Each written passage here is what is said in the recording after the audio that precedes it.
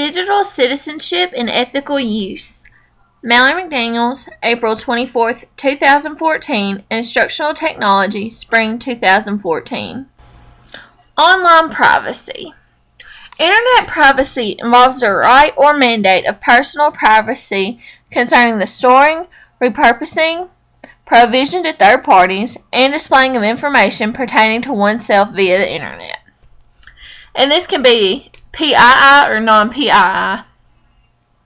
Information. PII information is personal information that can lead to knowing the identity of an individual, while non-PII is stuff like the websites you look at, how often you visit them, and stuff like that.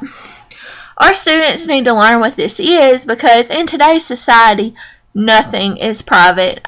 Pictures that you post on Facebook or Instagram or MySpace, they are easily searchable. Tweets that you send on Twitter can easily be searched, and this is going to affect them not only while they're in school, but when they go and apply for jobs in colleges, because they are going to look at these things.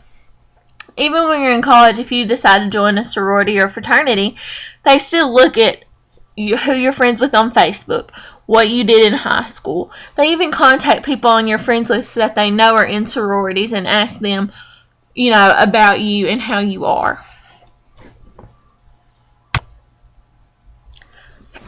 Usage policies in public schools. An AUP is a written agreement signed by students, their parents, and teachers outlining the terms and conditions of Internet use. AUPs are agreed upon usage policies, and every school needs to have one. They're great to have because it lines out what you're accountable for if you use the Internet in the school. The website I found said that everyone who has access to the Internet in the school or access to a computer needs to have a signed AUP on file for legal matters. Cheating and plagiarism. Teachers need to be aware of Internet usage on assignments. In today's society, students are able to Google an answer to anything. I know from example, with some people I knew in high school, they would even Google papers. And, you can buy papers offline now for $20, $15, just from people you don't even know that they've written, and they'll send them to you. And as teachers, we need to be very aware of this because our job is to ensure that our children have the best education of which we can provide for them. We need to be sure that when they leave our classroom that we've done the best job that we can and that we've prepared them for the real world. And if we're allowing our students to easily have these papers and to buy them offline or to look up sources and just relay the information without either citing who they got it from or, just stealing it from somebody is what plagiarism really is, then we're not preparing them for anything. We're setting them up for failure. Copywriting. Copyright gives the creator exclusive rights to sell or license his or her works and reward his or her efforts.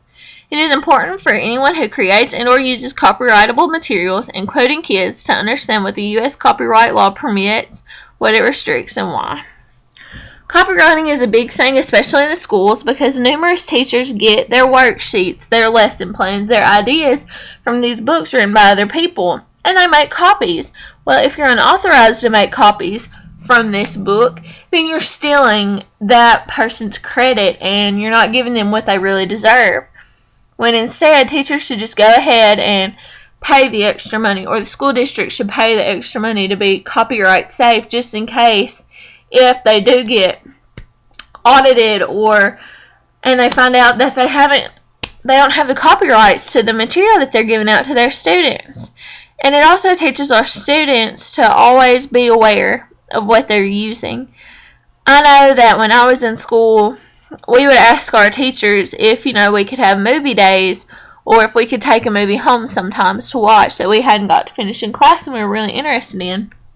And they would tell us, yes, I would love to do that, but, I don't have the copyrights to let you have this.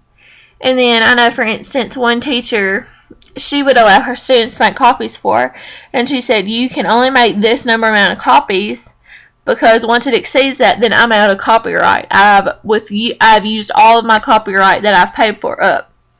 And and it's great to be mindful of that because you're teaching your students to be mindful of other people. Just like, for instance, when you buy a book from the library or you go buy a book from Walmart or Barnes & Noble, you were giving that author money for that book. Well, when you sit there and copy it over and over and over again, that's diminishing their rights. And it's just something we really need to work on. And that's all.